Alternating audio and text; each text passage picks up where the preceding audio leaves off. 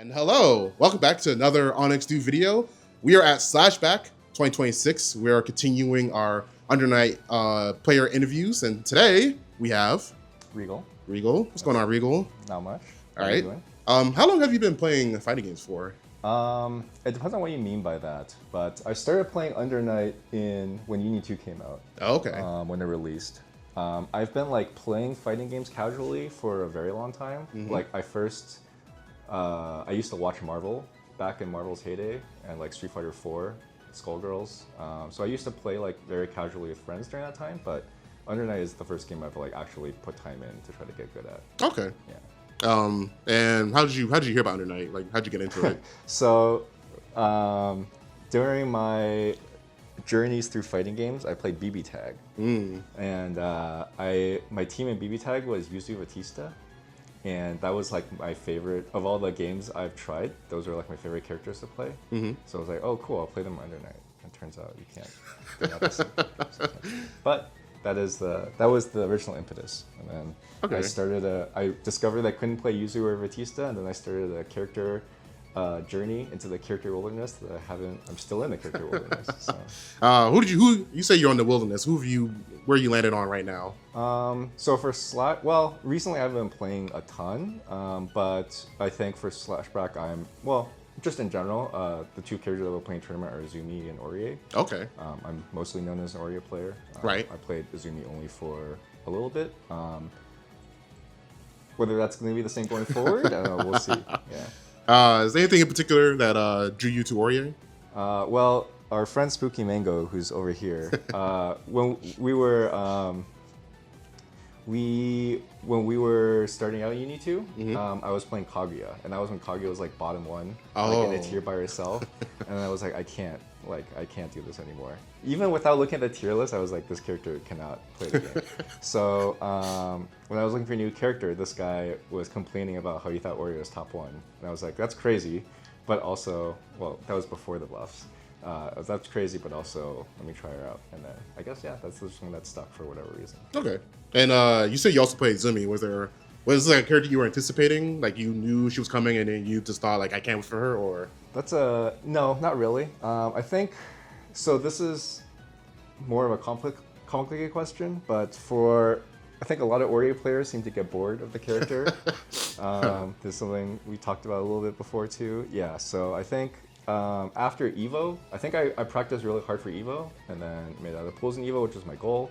And then after that, I just wanted to take a break, but I still wanted to play some Undernight and press some buttons, so I just picked some random character, which just turned out to be a new character, and I was like, oh, this character's pretty fun. It takes 0 skill and 0 brain power, and you just press some buttons, put people in a device. It's pretty easy. Put them in the bubble blast. Yeah, yes. The bubble. Can you tell me what region are you from? I am from SoCal. SoCal. And I know we talked about it before, but you go to locals in Burbank? I go to locals in Burbank. There's SoCal is pretty lucky to have we have like 4 locals that are like active enough that you can get people to go to. But the one that's closest to me is Burbank, which I usually go to. I go to SD a decent amount, but it's just more of a drive for me. But okay. Can you tell me a little bit more about the SoCal scene in regards to Undernight in general, like players or anything in particular you think is interesting? Yeah, I don't know if I'm necessarily the right person to ask for this, but I think one of the interesting things is that everyone is Asian, which you always point out to me every time I post a picture. Okay, fair enough.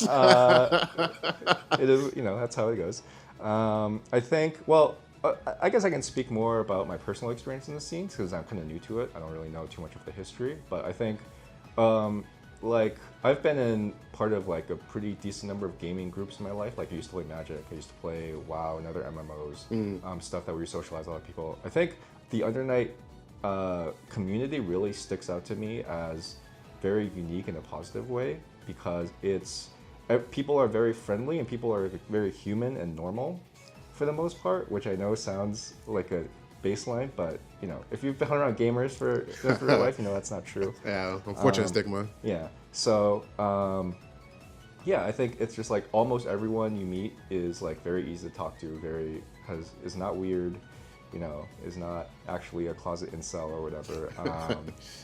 Does not stink when you meet them in real life, which some of them still do, but So I think that's my main thing with the community. It's like it's been something I've wanted to spend more time with and make friends in, rather than just be there for playing the game, which I think is a big part of the reason I'm still playing, even though I'm not as motivated to grind the game as I was before. But for the scene itself, I think we have a pretty good we have a pretty big number of top players. I think a lot of them tend to be from the previous generation. I know you have Randy, you have Yeah, Knots. we have Knots, we have Snappy. Those they're still active, but I thought Snappy was NorCal. Is he SoCal? well, I guess I guess we don't really split. I don't really split NorCal, SoCal, Illinois. But yeah, Snappy is NorCal. They both originally were from SD, San Diego, so they kind of crossed the boundaries a little bit. We have like 1004s. Breaker Dave shows up once in a while. Sylvie is around once in a while. So we have a lot of good players. We have a decent number of like new players, like new mid-level players like me. A couple that show up to locals, maybe make it at pools once in a while at a major, and then we have a couple of new players. But yeah, I would say overall, I think we don't have a ton of new players, but there's a big list of OGs, old heads that either are active or pull up once in a while, and that fills up most of the scene. Okay. I was gonna ask about your if you had like any goals in Under Night, but you said you wanted to get out of pools. I wanted to get out of pools. That was my only original goal. What year was this? Was this 2024? 25? It was Izumi patch, so 25, right? I don't think Izumi was out then. Yeah. It was But it was like coming to Izumi. Yeah. Okay. Yeah. So how'd you feel about that? Like when it happened? Well, I'm happy about it. Obviously, that was my goal. Right. So it's a little scuffed because the third seeded player in my pool DQ'd. Oh. Okay. So, but the player is TTK, and they haven't been playing very actively at all. TTK Toma? I don't know. I think so. I don't know that. I know they're a Seth. I never met them. I know they're a OG Seth player. Yeah. Like, okay. Yeah. So they did DQ. It's not like they haven't really been playing actively, and I was playing really well. So like, I don't think it would have been crazy, but the third seed player did DQ. So it is what it is. Yeah. But I'm happy about it. That was my main goal. I think once I accomplished that, I think I lost a lot of the motivation to grind really hard. And I don't really. So the thing is, I don't really have major goals going forward because I don't really think I'm capable of like winning a major. As weird as that sounds, like obviously, like in theory, everyone is capable of it, right? Like if you practice hard enough. But I think once you've played competitive games and watched competitive games for a long time, you kind of see that there's like a difference in tier or talent between players. Yeah. Okay. That like, I think I could be a top 24 player if I put my full effort into it pretty consistently. I don't know if I could.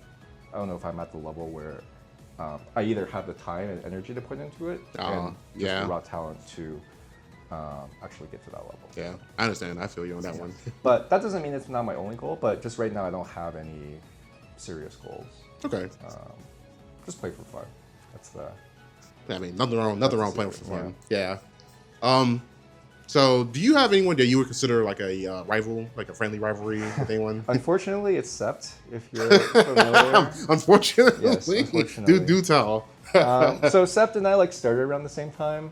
We're like probably approximately the same level. I think he's like a tier better of a player than me. Okay. But and we're like pretty close, good friends. We hang out a good amount. But we run into each other bracket a good amount. We play a lot. So I think that's basically the one.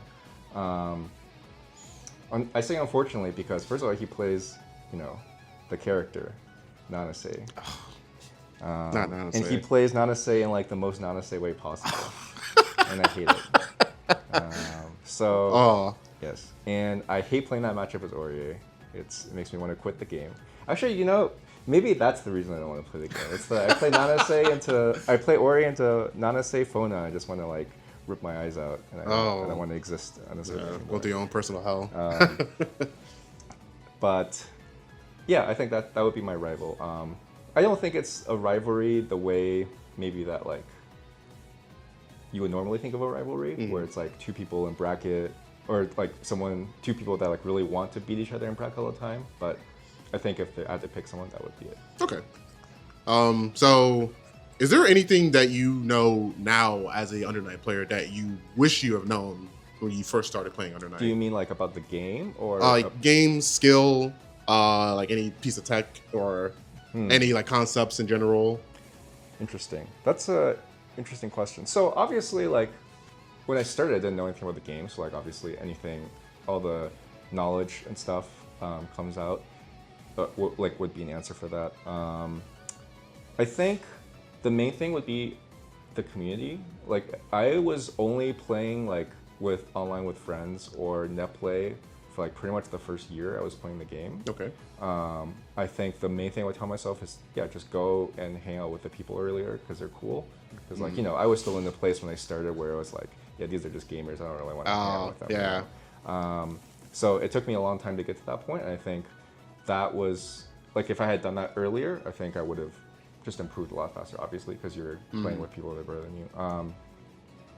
Other than that, I think I don't think there's any particular tech that's like super important. I mean, it's just stuff that you pick up over. Oh, actually, no, I have a good one. Okay. I think the thing I would tell myself is to not ask for as much advice after matches, which is crazy, I know, but this is something I've started to realize recently because I think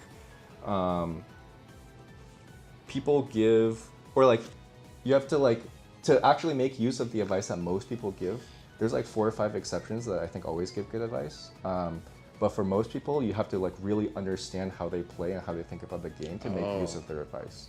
So 2 people can tell you opposite things and they both make sense in the context of how they think about the game. But as a new player, neither of that advice is helpful to you. I think there's a couple of exceptions. There's like people that always give really good advice. I think Stang, he's good. Is commonly mentioned as one, and I think he was one of the first people I asked for advice, luckily, and that like changed the way I think about the game when I started.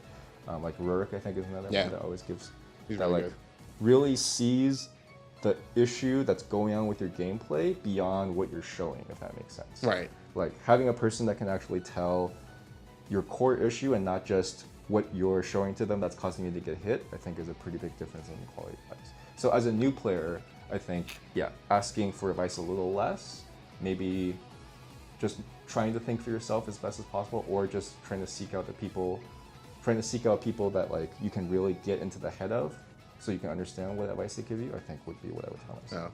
I think this is my favorite answer to this question I've gotten so far, because I think that's a pretty unique way of looking at like how you interact with players, especially like post set. All right, so I've asked this with everyone so far, and you kind of give me the opposite already. People always talk about who they don't like playing. For you, you said Nanase, and you mentioned Photon. Is there any characters in Under Night you actually enjoy playing against? Weirdly enough, I'm happy to play any character that actually interacts with me. You know what I'm saying? Okay. Like, so weirdly enough, I actually don't mind fighting Eltno, even though getting anti-aired by Whip is like, why is it like this? That's whack. But yeah, like, so it actually also used to be like Orie Kaguya used to be one of my favorite matchups, although not so much anymore. After they buffed Rekka, every Kaguya just Rekka RPS in every interaction. It's like, okay, well, I guess we're not interacting anymore. I'm just guessing. But I like fighting Eltnum. Let's see. I actually like fighting Azumi. I still think Azumi is cool because even when she does bullshit to me, like I was playing Azumi, and then they set EX bubble mid screen. I blocked it, and then we played neutral for like 4 seconds, and I forgot about the bubble, and then like jumped over Azumi and tried to do like 5B, and then the bubble appeared from behind me, and I was like, oh, that's cool. I think most people would lose their minds, but I thought things like that are cool. I don't mind fighting Yuzu, weirdly enough. But actually, I guess that's about it. There's the list of characters I like fighting is shrinking. I'm noticing in your answers, you're like, I used to, but I used to like fighting Enkidu, but no longer. Because I'm the other way around. I used to not like fighting him because he had the really annoying 6FF. Well, he still has that. It's not as good, but the problem with fighting Enkidu is that there's parry all the time. I think the characters, you didn't ask me this, but I'm going to tell you anyway, because this is how I really feel. The characters I don't like fighting are Akatsuki and Nanase. Okay. So you kind of elaborated on Nanase, but what's the deal with Akatsuki? It depends on how they play, but it's as Orie, it's a very annoying matchup. As Azumi, it's actually like kind of better, but I just because I started with Under Night, I don't like dealing with plus frames. Uh, Which is like a kind of a scrubby thing to say, I get it. But like I play Under Night, so like I'm not used to just having him press a normal and be plus, and then I have to guess. yeah, in a it's a little weird. Yeah, right? he's it's him and Waldo the only ones with Yeah. like plus on block. Yeah. Yeah, I don't. And Wald is like, okay, he's like a slow ass grappler that, except when he jumps, but that's like more understandable that he is plus. But Akatsuki is like a normal character with a Shoto tools, and then Yeah, no, I don't blame you. All right, so we're kind of coming to the end here. Is there anyone or any group of people who you want to give a shout out to? Yeah, I guess shout out to California Under Night in general. I think everyone and really the internet community. I guess for me specifically, shout out to like Thousand Force, who really got me in, like was the first point of contact for me in getting me into the community, finding people. Like reached out and like just hung out at events and stuff like that when I was new. So big shout out to Sergio. Obviously my friends like Sept, Randy, Bradley, Kev, Ethernum. Yeah. And then I think those are the big ones. Okay. Well, thank you for your time. I do greatly appreciate this interview. And thank you guys for watching. We'll see you in the next video.